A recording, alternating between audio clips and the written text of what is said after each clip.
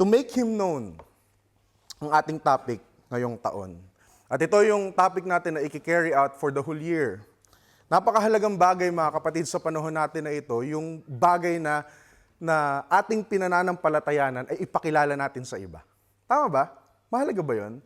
Sa nangyayari sa ating sanlibutan mga kapatid, ako bilang isang mamamayan ng isang lugar, ng isang puok, no? Ng isang city, meron kang ganong observation. No? Sa paligid na kinagagalawan mo, meron kang observation na tinitignan mo, ano kaya yung pagkakakilala ng mga tao patungkol kay Kristo? Tama ba? Kasi tayo mga mananampalataya, pag linggo talagang maalab yung ating pagsamba, maalab yung ating pagluwalhati sa ating Panginoon. Paglabas mo ng Lunes, may struggle tayo na kinakaharap pagbalik natin sa trabaho natin. Kasi wala yun eh. Nawawala yun. Noong nasa Pilipinas tayo, pag sumamba tayo ng linggo, kinalunisan, sasakay ka ng jeep, yung mga kasabay mo sa jeep, pag dumaan sa 3 simbahan, 3 beses mag-aantanda. Tama ba? Makikita mo sa mga bahay, may mga altar. No? Sa programa ng telebisyon, makikita mo si Kristo. Yung 3:00 sa ABS-CBN, magdadasal pa yan. Bagamat Katoliko yon, pero ang ating Panginoong Jesus ay regularly na i-encounter mo siya sa iyong kapaligiran. Tama ba? At ngayon, sa Pilipinas, even sa mga malls, nag-establish na sila ng mga churches doon para yung mga mamamasyal sa mall, imbis na hiwa-hiwala yung pupuntahan nila, one-stop shop na. Sa mall na sila magsisimba, doon na sila magkakape. Pag araw ng linggo, delegate nila yung buhay ng isang buong pamilya sa mall at doon na rin may encounter mo ang ating Panginoong Hesukristo. Tama ba? Sa bansang Pilipinas, napakapalad natin nung nandun tayo dahil sa bawat araw, sa bawat minuto ng ating buhay, meron tayong maririnig tungkol sa ating Panginoong Jesus. Pati sa radyo, pag binuksan mo yung radyo, ang maririnig mo, di ba, mga preachings, pati sa Senado, may nagdadasal doon, no? Although hindi questionable yung character ng iba, pero ginagamit yung pangalan ng ating Panginoong Hesukristo. Tama ba? So, para sabihin mga kapatid, bilang mga mananampalataya, to make Him known, paano mo ipapakilala yung isang tao na napakakilala na? Di ba? Mananampalataya, hindi mananampalataya, ibang relihiyon, ibang paniniwala, sa bawat sulok ng daigdig, kilala ang ating Panginoong Jesus. Through all generations, mula nung nagsimula ang Christianity, mga kapatid, from the time na hindi pa ipinapanganak si Jesus, sikat na siya. Paano natin siya ipapakilala sa ating mga kaibigan, sa ating mga kamag-anak, sa mga paligid natin? Sabi ko nga kanina, yung observation ko, pagtapos ng Sunday worship, no, pagkatapos ng Sunday worship, dun sa hapon, pagbalik mo ng tahanan, kung hindi mo i-goal na mag-devotion ka, mag-pray ka, magbasa ka ng Biblia sa loob ng isang linggo, ay halos hindi mo may encounter sa labas ang ating Panginoong Jesus. Ibig sabihin, may opportunity. Tama ba? Merong opportunity na palawakin pa yung pagkakakilala sa Kanya. Kaya ang church natin, the harvest eh. Hinug na yung ating kailangang i-harvest. May opportunity na ipakilala natin ang ating Panginoong Jesus. Nung sa lay leadership training, part ng kanilang practical ay yung evangelism. Pumunta sila sa city para ipakilala or kumausap ng mga tao doon. Mga kapatid, ang dami doon. No, ang dami doon na talagang kahit siguro sino lapitan mo ay may opportunity ka na makapag-share ng salita ng Diyos. Ang nakakalungkot, may mga mananampalataya sa Pilipinas, pag lumabas sila ng bansa, medyo nanglalamig, no? Kaya siguro yung mga kapatid natin, kababayan natin na wala pang church na kinabibilangan, pwede rin natin silang abutin. Yun nga, no? Paano natin ipapakilala si Kristo sa iba? Siya na popular, siya na kilala, siya na kino-quote, no? Kino-quote sa lahat ng mga sa Telegram, kino-quote sa Hallmark, kino-quote sa mga even sa mga pelikula, no? Ang salita ng ating Panginoong Jesus, pati yung kanyang pagiging Diyos. Sabi dito sa Matthew chapter 28, yung ating text, Matthew chapter 28, verse 18, lumapit si Jesus at sinabi sa kanila, binigay na sa akin ang lahat ng kapangyarihan sa langit at sa lupa. Kaya't humayo kayo, gawin ninyong alagad ko ang mga tao sa lahat ng mga bansa, bautismuhan ninyo sila sa pangalan ng Ama, ng Anak, ng Espiritu Santo, Turuan ninyo silang sumunod sa lahat ng iniutos ko sa inyo. Tandaan ninyo, ako'y laging kasama ninyo hanggang sa katapusan ng panahon. Sa English sabi dito, then Jesus came to them and said, all authority in heaven and on earth has been given to me. Therefore go and make disciples of all nations, baptizing them in the name of the Father, of the Son, and the Holy Spirit, and teaching them to obey everything I have commanded you. And surely I am with you always to the very end of the age. Paano ba natin kinikilala ang ating Panginoong Jesus? Alam niyo mga kapatid, all throughout history, ang ating Panginoong Jesus is an icon. Sabi ko nga kanina, bago pa siya ipanganak, meron ng anticipation sa Messiah, kay Kristo. No? Meron ng idea yung per generation for the all throughout of history from when Jesus Christ was conceived all the way to now. Iba yung pagtingin ng bawat henerasyon sa ating Panginoong Jesus, mga kapatid. Nung unang marinig or nung unang isaad sa Biblia ang ating Panginoong Jesus, ano yung idea ng mga tao kay Kristo? Particularly ng mga Hudyo. Ang idea sa kanya, ano yung expectation nila sa ating Panginoong Jesus? Messiah. The long-awaited Messiah, di ba? Tama ba? At ang definition nila ng Messiah, ano yun? Ano yung definition nila ng Messiah nung unang panahon, nung panahon ng ating Panginoong Jesus? Liberator. Ang ina-expect nila parang si Haring David, no? Na magre-raise ng army. Tapos ilalabas yung Israel, no? Mula sa saan? Sa Roman Empire. Di ba? Yun ang ina-expect ng mga Hudyo. At meron na namang parang second Exodus, no? Yung gusto nila mangyari, no? Na ililiberate sila nitong Messiah na ito. Yun ang thinking ng mga Hudyo sa ating Panginoong Jesus. Political liberator. A leader like David who will usher them out from the oppression of the Roman Empire. Yun yung iniisip nila nung unang panahon. Pero, dahil ganun yung thinking ng mga Hudyo, at nung time na yun, yung mga Hudyo ay talagang meron silang resistance, kaya sila ino-oppress ng Roman Empire. Ito namang Roman Empire, ang tingin kay Kristo ay threat. Anong ginawa ni Herodes nung nalaman mula dun sa tatlong magoy na may pinanganak? Anong ginawa niya? Pinapatay niya. Yung mga babies, no? Can you imagine si Caleb, 1 month old? No, yung panahon na yon ay because of the idea of the Messiah, because of the idea of Jesus Christ, yung pagkakakilala ni Herodes kay Kristo ay threat nung time na yon. Tapos ang kiniklaim pa ni Kristo is the Son of God, which is nung time na yon, syempre pag Roman ka, iba yung Diyos niyo eh. Di ba? Hindi naman yan parang ngayon na Roman Catholic, nung time na yun, ang mga Diyos nila iba-iba eh. Parang Greek mythology din yan, ang dami nilang Diyos. No? Para si Kristo, i-claim niya na Son of God siya, blasphemous yun sa kanila, even to the Roman Empire.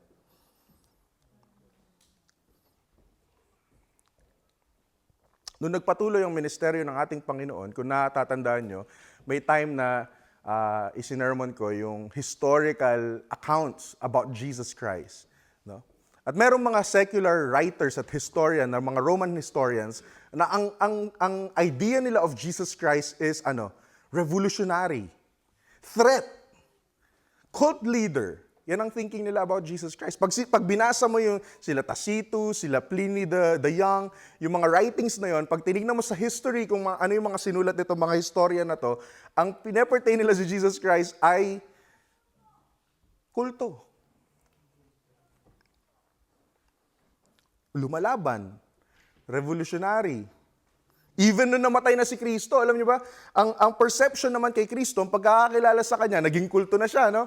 Naging revolutionary na siya. Ngayon naman, meron mga iba ang sinasabi si Kristo ay pinopromote niya yung cannibalism. O kasi kakain ng dugo eh. Kakainin yung katawan. Yun yung pinapalaganap ni Kristo na gawin ninyo ito. Kung ikaw ay mananampalataya, kung ikaw ay Kristiyano, ganito nyo ako kaalalahanin. Kainin nyo yung katawan ko, kainin nyo yung dugo ko. Kaya ang thinking ng mga writers noon, ng mga historiador noon, ng mga nasa labas ng Christianity during that time, itong grupo na ito ay mga magugulong grupo, no? Nagtatatayo kung saan-saan, nagpipreach ng hindi tama, ng blasphemous, At cannibal pa. Ganun yung thinking nila kay Kristo noong mga panahon na yon.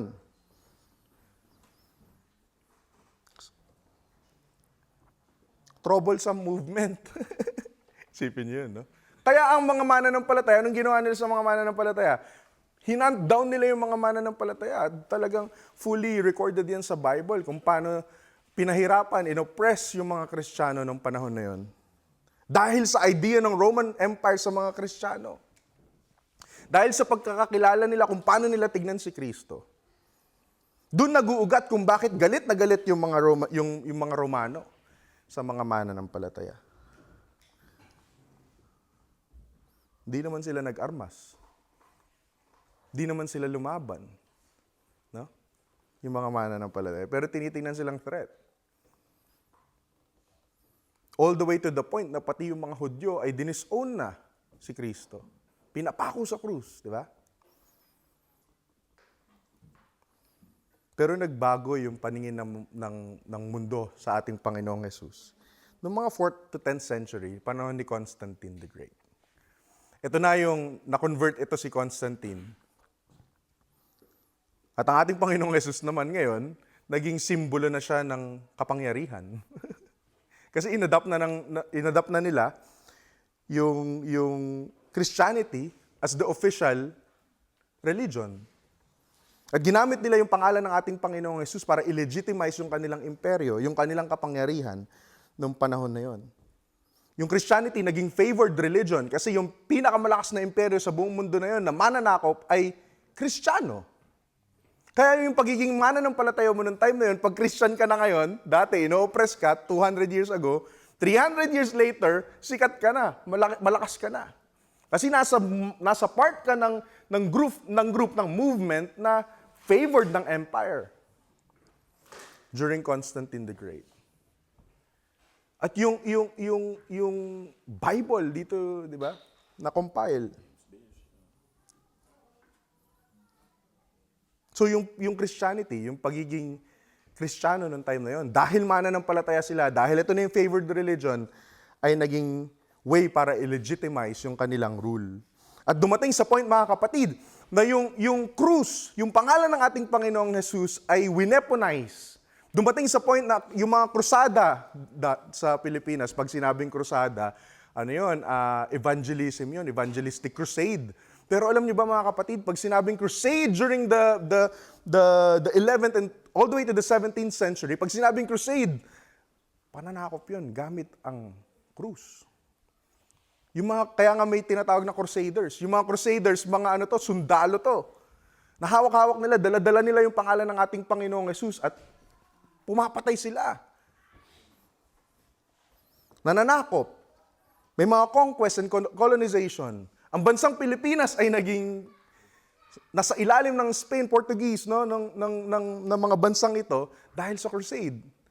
Yung papal bull, yung talagang marching order ng church during that time, ay gamitin ang pangalan ng Panginoong Hesus, gamitin yung krus, gamitin yung image ni Jesus Christ para sakupin, i-colonize yung buong mundo. Ito yung time na yung papal bull is God's will at kung anong desisyon ng church, yun ang masusunod. To the point na murderer ang church. Nang-o-oppress ang church. At meron malagim at dark history ang church na dapat din nating inaaral, dapat dating iniintindi kung bakit dumaan doon sa ganong sitwasyon ng church. Pero noong time na yon, ganun nila tingnan ang ating Panginoong Hesus. Mula sa isang servant. Can you imagine that? Mula sa isang servant, no, na nagsakripisyo, ibinigay ang kanyang buhay to the point na naging oppressor. Pag nakita na yung krus, wala na, sakop na tayo.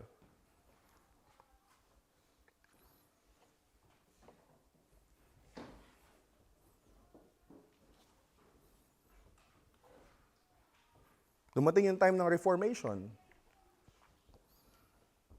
Enlightenment ng 16th century. Sila Martin Luther. Scientists like Thomas Jefferson. Nauso yung rationalism. Nauso yung ethics. Nauso yung mga thinkers, yung mga philosophers. Nireduce nila si Jesus Christ into a philosophy. Para na lang siyang si Karl Marx or si Confucius. Kung kilala natin yun, si Confucius, no, yung Chinese philosopher. Chinese ba? Tama ba? Chinese, no? Tama ba, Jet? Chinese, no? Nagdalawang isip pa eh. Nauso yung mga philosophy, mga kapatid. At itong mga thinkers na ito, inopress din ng church to. Sila Galileo Galilei, pinapatay ng church. Si Kristo ay naging philosophy, yung mga katuruan niya ay naging filosofiya. Inadapt sa philosophy. Yung divinity niya medyo na-reduce nung time na to. Ang church nagkahiwa-hiwalay, nagkawatak-watak. Nagkaaway-away. Dahil sa iba't ibang thinking nila, iba't ibang pagkakakilala nila sa ating Panginoong Jesus. Merong kinikilala si Jesus na Diyos. May kinikilala siyang tao siya. May kinikilalang propeta siya.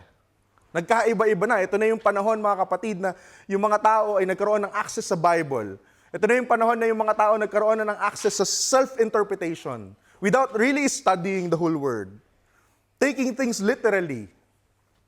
Nag-iba-iba na ng concept of Christianity, of concept of Christ, yung mga church.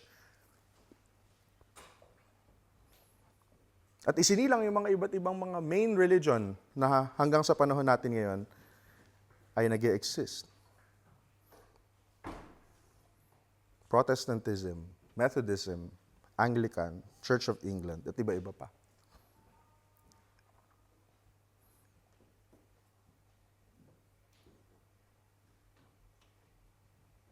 Dumating sa point, mga kapatid, 19th to 20th century, during the time ng born-again movement. Naalala niyo yan?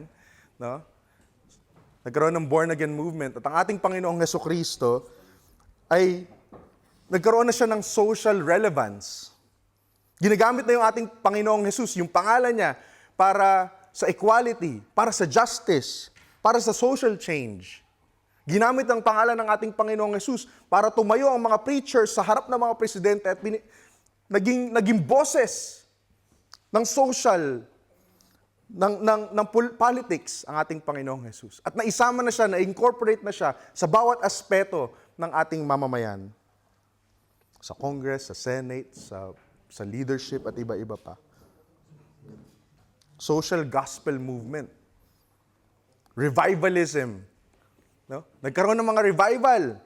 Ang ating Panginoong Jesus ay ginamit or ang mga mananampalataya at mga Kristiyano ay nakafocus dun sa revivalism na tinatawag.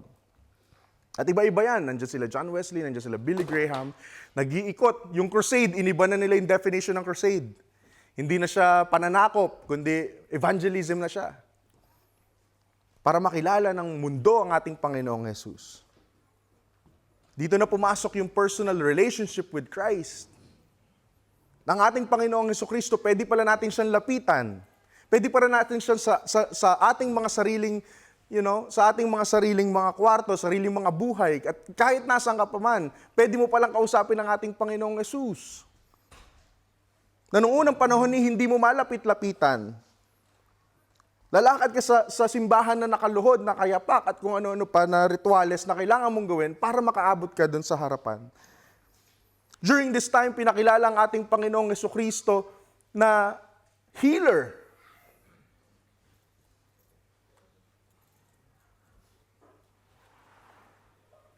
'21st century. Ito na yung panahon na ang ating Panginoong Hesukristo ay bibigyan ka ng kayamanan, pagagalingin ka sa iyong mga karamdaman, payayamanin ka, ibibigay yung sasakyan na na-envision mo.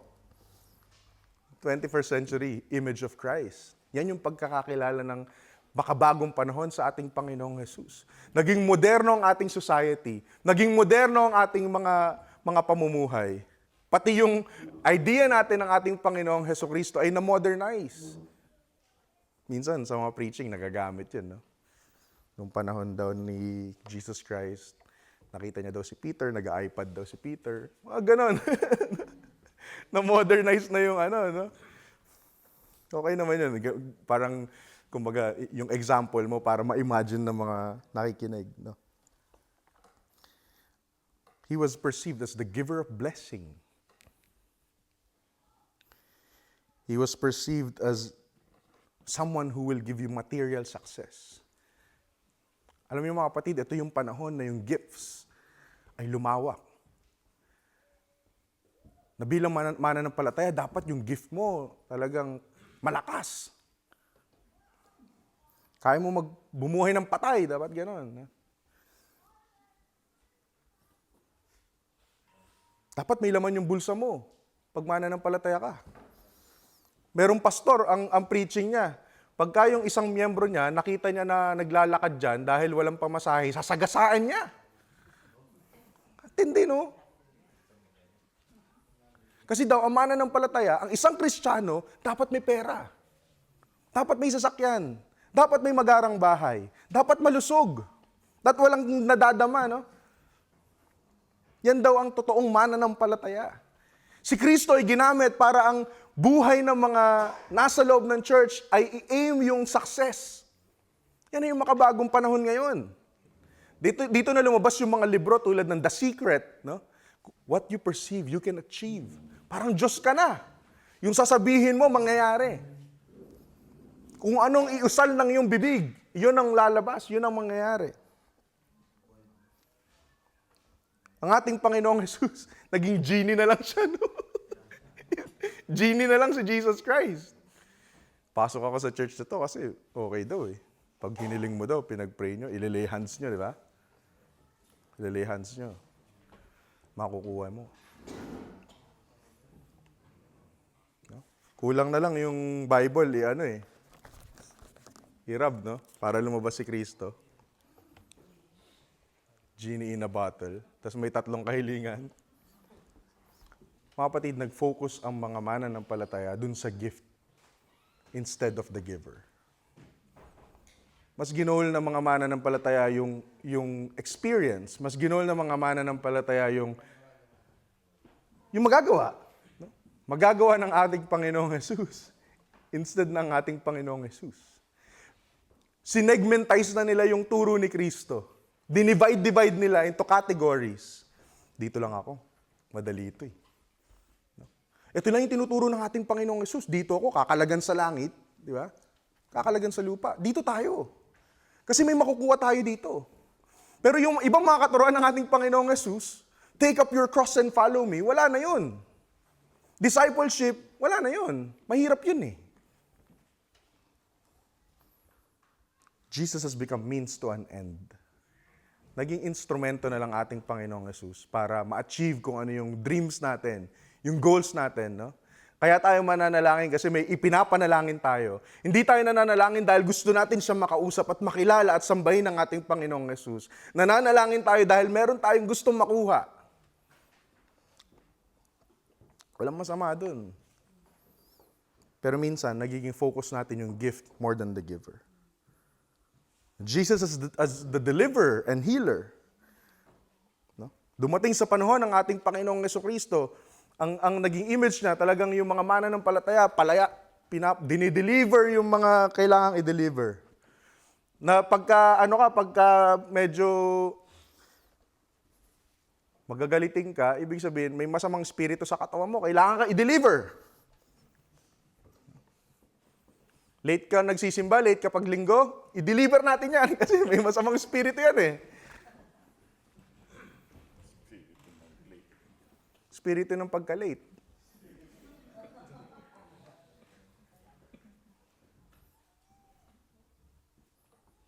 No? Yung mga charismatic, yung mga Pentecostalism movements. Ginamit yung kahirapan, mga kapatid. Napansin niyo ba yun?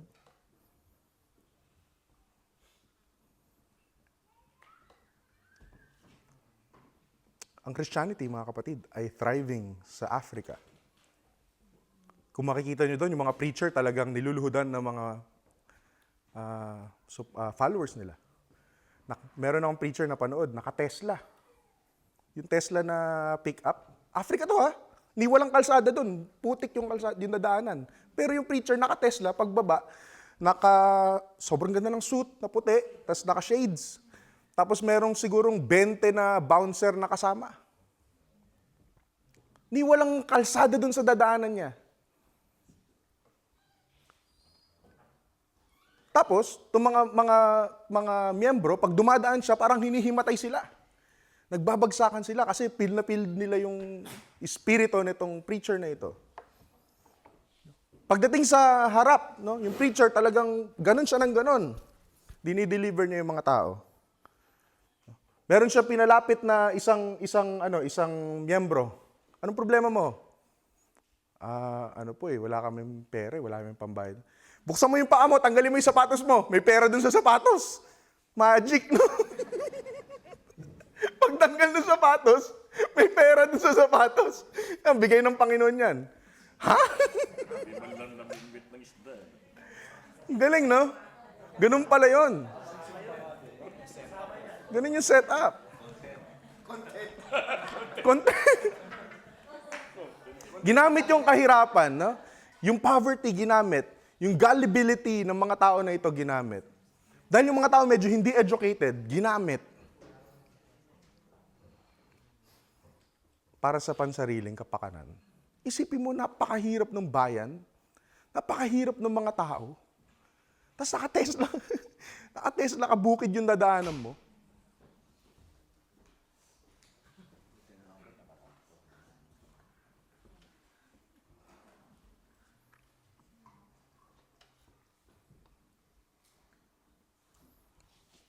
Merong stadium sa US. May napakalaking bagyo. Itong stadium na to, naipatayo to dahil sa church. 50,000 attendees every Sunday. Nagkaroon ng napakalaking bagyo at maraming namatay, maraming bahay nasira, nawasak. May mga nag-try pumunta dun sa stadium na tong church na to. Naglabas ng post tong church na, hindi pwede dito. Gusto nila mag-evacuate dun sa stadium. Hindi pwede dito kasi nasalanta rin yung stadium. Nawasak siya, nasira siya, unsafe siya puntahan. Merong mga media or may mga nag-document na nung time ng bagyo, walang pumuntang tubig dun sa harap ng area ng stadium. Ang dami nagalit. From 50,000 members, iilan na lang ang umaattend. To the point na hindi na nila kayang i-sustain yung kanilang venue. Ano ibig sabihin nun? Anong tingin nila sa mga miyembro nila?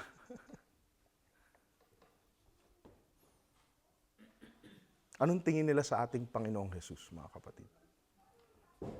Sino si Jesucristo sa buhay ng mga leaders na ito, ng mga preachers na ito?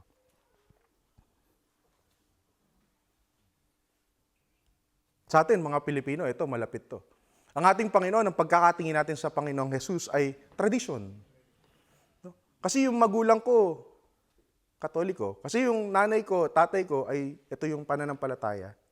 Ito na rin ako. Yung idea natin ng Panginoong Jesus ay kung ano yung ipinamana sa atin ng ating mga magulang.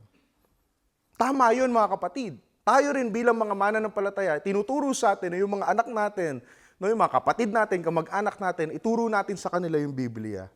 Pero to the point na dapat nauunawaan nila, hindi dahil tradisyon. Minsan yung version of Jesus Christ na tinitignan, lalo ng mga Pilipino, ay kung ano lang yung minana nila sa kanilang mga magulang. Kung ano yung tradisyon.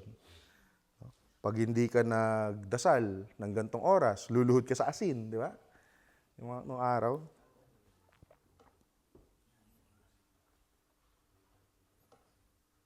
Iba-iba, no? Iba-iba yung pagkakakilala sa ating Panginoong Jesus. Pero sino nga ba siya? Bakit sinishape ng society yung idea, yung perception sa ating Panginoong Hesukristo? Bakit nagbabago-bago? Bakit nakadepende kung ano yung uso?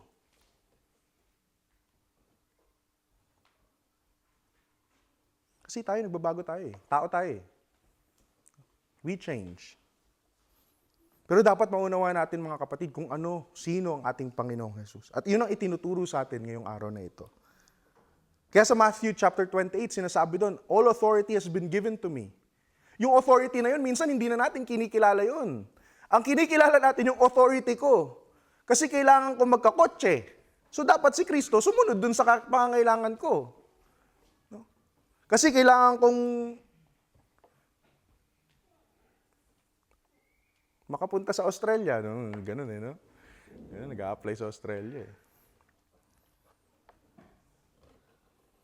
So yung authority nasa atin, imbis na nasa Kanya. Imbis na magpasakop tayo dun sa authority na binigay sa ating Panginoong Jesus, parang tayo na yung nag-uutos sa Kanya, sinisigawan pa natin siya. Dapat mainawaan natin ang ating Panginoong Jesus kung sino siya, mga kapatid. Not the political Jesus, not the prosperity Jesus, not the colonial Jesus during the Crusades, not the Jesus that I shape in mind, but the true and real Jesus. Sino ba yung Kristo na ipinapakilala natin sa iba? Make Him known by His own authority. Yun nga, sabi ko sa Matthew chapter 28, verse 18, ang sabi dito, binigay na sa akin ang lahat ng kapangyarihan sa langit at sa lupa. He has the authority. At siya dapat yung may authority sa buhay natin. We don't introduce Jesus as an option. Ano, nakakalungkot, no? Minsan, may mga nagtuturo. Si Kristo, optional na lang. Meron ganun church yung many ways. Alam niyo ba yun? Hindi na one way Many ways na Na pag nagpakabuti ka, nagpakabait ka, hindi mo kailangan si Kristo. Jesus Christ is not an option. Jesus Christ is the only way. Yan ang tinuturo sa atin. Jesus Christ is the King. And we proclaim Him as the King. Si Jesus Christ, hindi dapat natin siya ginagamit as a marketing.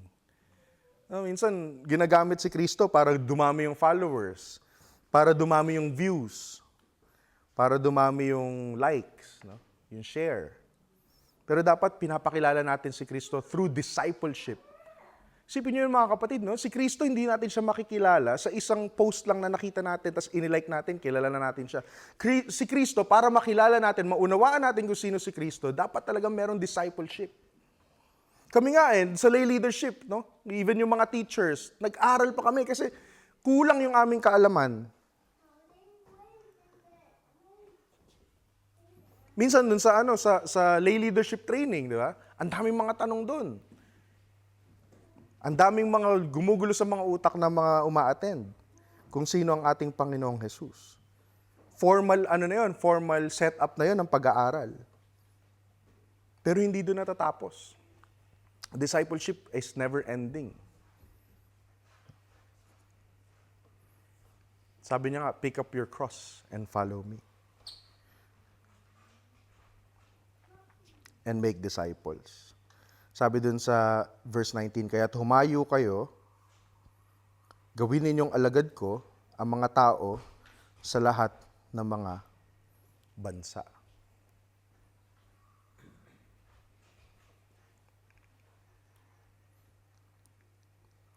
Kaya ba natin yung sa lahat ng mga suburb muna? Ha?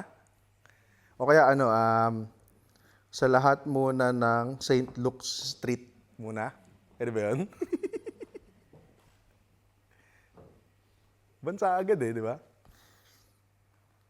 Sa lahat muna ng empleyado ng bupa. Ayun, kay mama yun. Ha?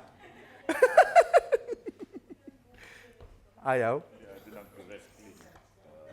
Sa lahat ng taga-Cresclin. #Oliver, #Adrian. Kompleto ba kayo? Cresclin lang Cleanville Huh? Gawin ninyong alagad ko. Mataas yung mandate, mga kapatid. Mataas yung mandate sa atin bilang mga mananampalataya. Gawing alagad ang lahat ng bansa. Pero tignan natin muna yung kapitbahay natin. Tignan muna natin yung katabi natin. Yung kausap natin lagi. Alagad. Hindi lang attendee Iba kasi yung na-invite mo lang para umattend Ito mabigat to. Ang tinuutos ng ating Panginoong Jesus. Alagad ko. Tagasunod ni Kristo. Disciple. Kaya pag naunawaan natin itong verse na ito, napakabigat na itong mandate ng ating Panginoong Jesus. Nang sa lay leadership training, talagang tinalakay namin itong verse na ito. Napakabigat ng mandate niya. Gawing alagad lahat ng bansa. Bautismohan sa ngalan ng Ama, ng Anak, ng Espiritu Santo.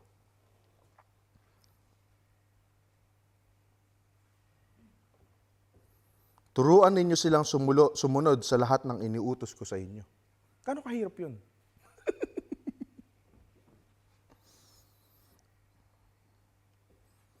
Pero merong assurance ang ating Panginoong Jesus.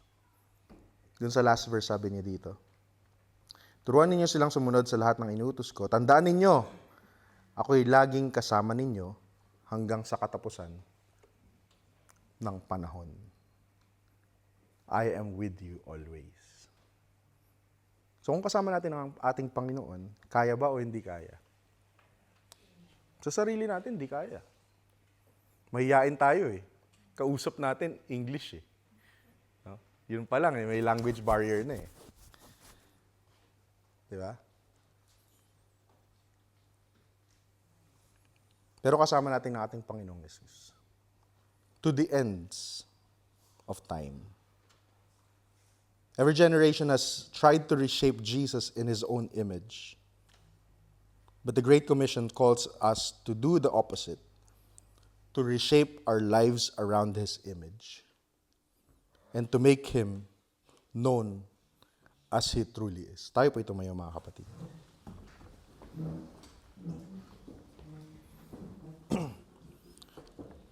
Through all history, nag-iba-iba yung pagtingin ng mga tao, ng mga bawat generation sa ating Panginoong Jesus. Iba yung pagkakakilala sa Kanya ng bawat henerasyon. Kasi tinatry natin i-shape si Kristo dun sa ating idea.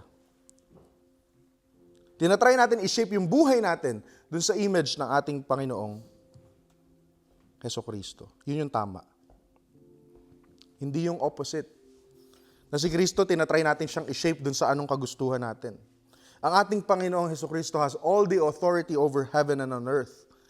No one else has that authority except for Him. Siya lamang ang nag-iisa, mga kapatid. Siya lamang ang dapat kilalanin. Not the culture, Jesus.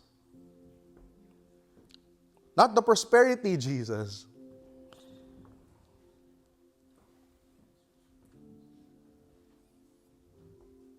But the real and true Jesus of the Bible. Marami pa tayong kailangang pag-aralan, mga kapatid. Walang katapusang pag-aaral. At nawa itong araw na ito, itong camp na ito, binigyan ng alab yung ating mga puso para patuloy siyang kilalanin, para patuloy siyang i-imitate at ipakilala sa iba. Alam niyo, mga kapatid, hindi naman natin maibibigay sa iba lahat ng pagkakakilala, lahat ng karakter ng ating Panginoong Jesus. Pero enough na yung meron tayong will na lumapit, kumausap, mag-evangelize, at tutulungan tayo ng ating Panginoong Jesus. Meron tayong mga experts na pwede natin kausapin. Kung hindi natin talaga kayang ibahagi yung kabuuan ng kanyang pagkatao.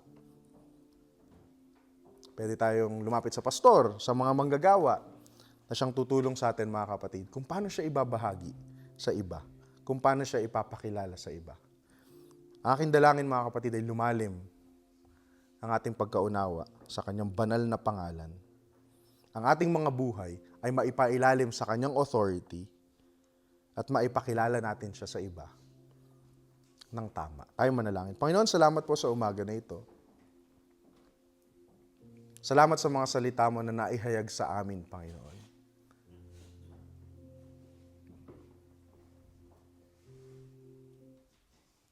Sa mumunting bagay, Panginoon, na aming ginagawa, patuloy na lumalalim yung aming pagkakilala at pagkaunawa sa iyo at kung sino ka. Dalangin namin, Panginoon, na ituro mo sa amin yung dapat namin maintindihan patungkol sa iyong character, patungkol sa iyong nature, at iba pa, Panginoon. Nang sa gayon ay maituro ka namin ng tama sa iba. Hindi namin baguhin yung image mo, Panginoon, base sa kung anong aming kagustuhan, kundi sundan namin yung itinuturo ng Biblia, Panginoon. Mabigat yung iyong mandate, pero alam namin na kasama ka namin, kasama namin ang banal na Espiritu para isakatuparan ng mga bagay na ito. At dalangin namin, Panginoon, sa mga susunod pang mga panahon, maranasan namin ang iyong pagsama sa amin hanggang sa katapusan, Panginoon. Ito po ang aming panalangin at samahan mo kami sa kabuuan ng aming gawain ngayong umaga. Sa pangalan ni Jesus. Amen.